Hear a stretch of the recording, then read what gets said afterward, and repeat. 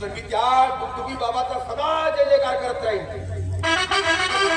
बाबा तुला आले कसे नाही? ह्या संपूर्ण संपत्तीवर मला एकट्याला राज्य गाजवायचं आहे. मग त्या डुगडुगी बाबाच्या अंधश्रद्धेला बळी पाडून तिचा संपूर्ण नेस्तनाबूत करायचा आहे मला.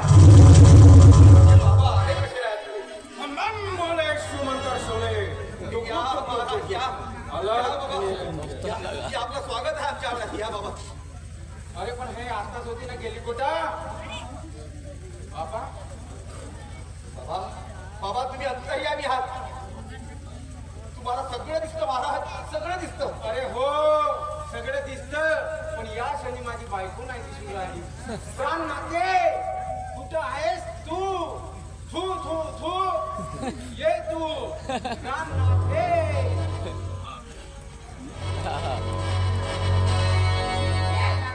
कुठं आहेस? मग तिथे काय करत होती? मोठ्या मोठ्या साधू संतांचं म्हणणं आहे ना की बायकोनं नवऱ्याच्या 2 पावलं मागे राहावं ना. का? पण एवढं तर अंतर ठेवलीच नवऱ्यापासून तर त्यांना मुलं बाळ होत नाही. हे आजच्या महाराजाचं मुद्दा आहे. मी तुला एकट्याला इथं बोलवलं होतं, हिला कशी आलं? मोठा बदमाचा मागे कसा नवऱ्या ठेचताच ऑफिसला काय टाकल्या.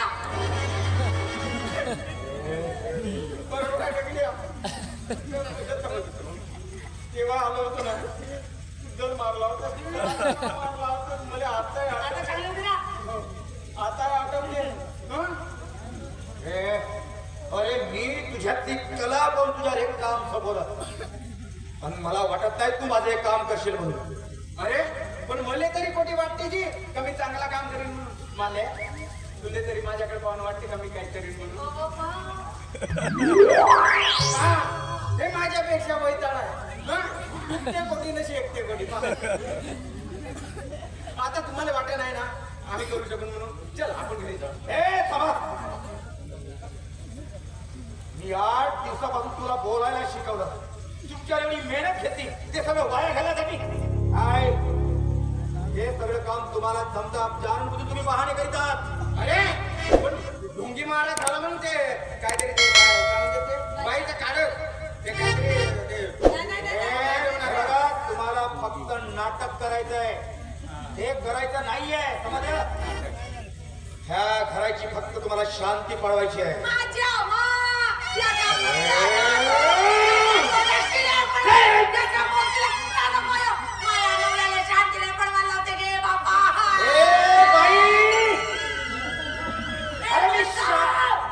अरे शांती म्हणजे बाई नाही, या घराची शांती, ह्या घराचं समाधान म्हणतोय.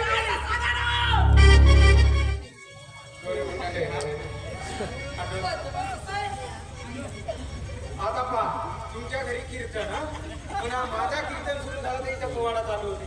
कसा करू म्हणतो मी. बघा नीट काम देऊ नये का? हो दत्ता भाऊ तुझा कान दे. आता मला दत्ता भाऊ म्हणू नको. अरे माझी शिकवलेली भाषा बोलायची ना. याची वेळ झाली आहे तिची. माझी याची वेळ झाली आहे.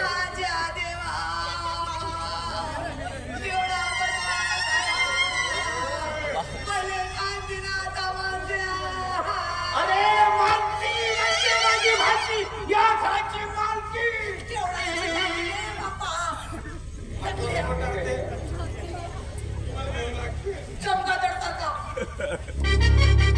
दुसऱ्या जागेवर असतात ना फाडून खाला असतात.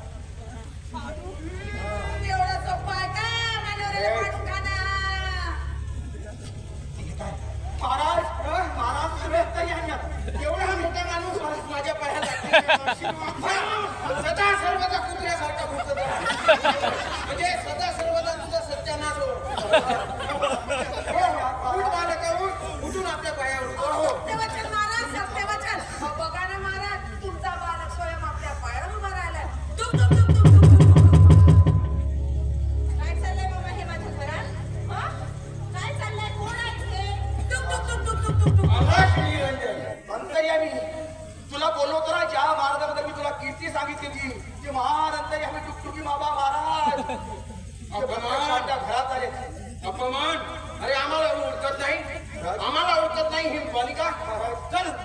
आपण इथं क्षणभर देखील थांबणार नाही नाही. नाही महाराज नाही, महाराज.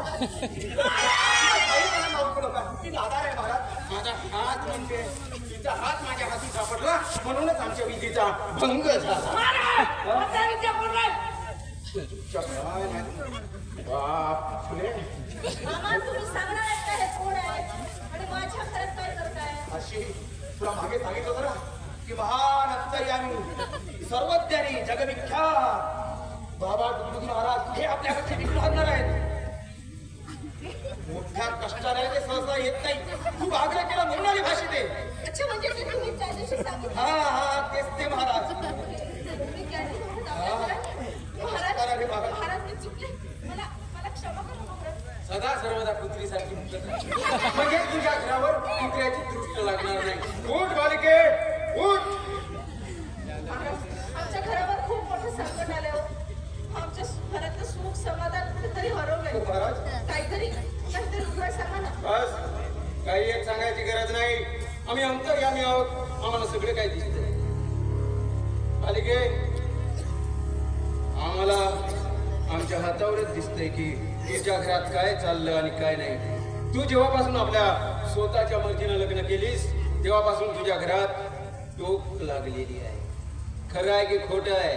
हो महाराज पण सांगा ना काहीतरी. महाराज तुम्ही काही करून माझ्या भाषेचं सुख करता ना. बस काही एक सांगायची गरज नाही. एवढंच नाही तर तू जेव्हा लहान होतीस तेव्हा तुझे आई वडील तुला सोडून गेले. हो महाराज खरंय. एवढंच नाही तर तू तुझ्या भावी होणाऱ्या बालकाचे नाव आपल्या मनामध्ये अपूर्व ठेवू इच्छितो. होय महाराज अगदी खरंय. तुम्ही सांगताय ते अगदी खरंय.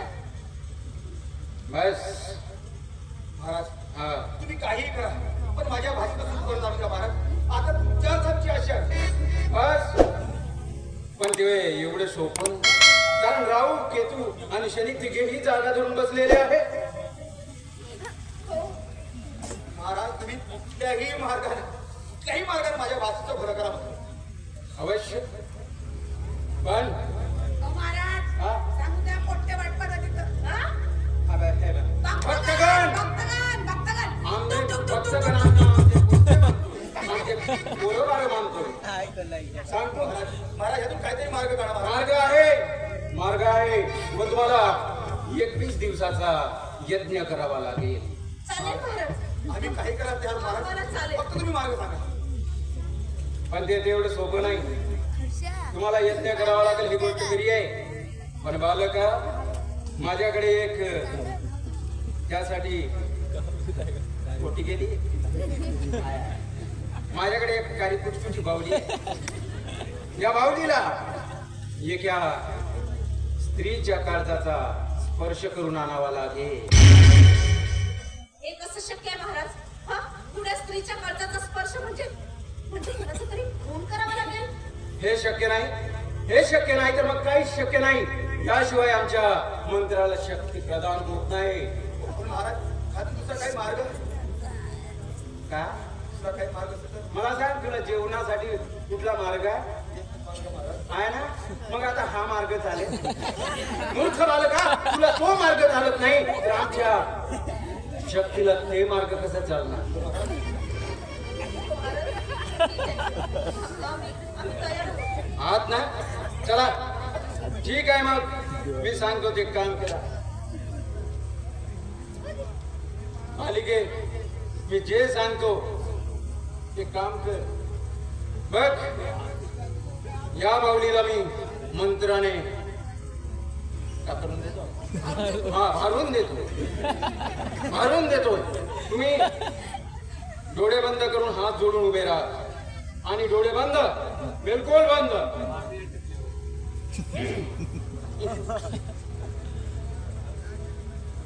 जय देवा शंकर पार्वती गणपती जय देवा सुखाचा ठेवी ठुकमा राम लक्ष्मण सीता बजरंग की जय हनुमान की जय देवा शेखर शिर्डी गजानन बाबा मोरकर बाबा मारा माता मारले राधा राम लक्ष्मण सीता बजरंग की जय हनुमान की जय देवा शेखर शिर्डी गजानन बाबा मोरकर बाबा मारा माता मारले माता तुलसी मां भगवान ठाकुर बजरंग की जय हनुमान की जय देवा शेखर शिर्डी गजानन बाबा मोरकर बाबा महारानी माता मारले घरच्यांनी माता की माता चंद्र सूर्य जेवण चालली सुखरी बाबा मला माता माता खोटा नाटा बोललो असेल क्षमा करून टाक आलेले विघ्न आणि या बालिकेच्या मनातले पाप साफ कर छू डोळे उघडा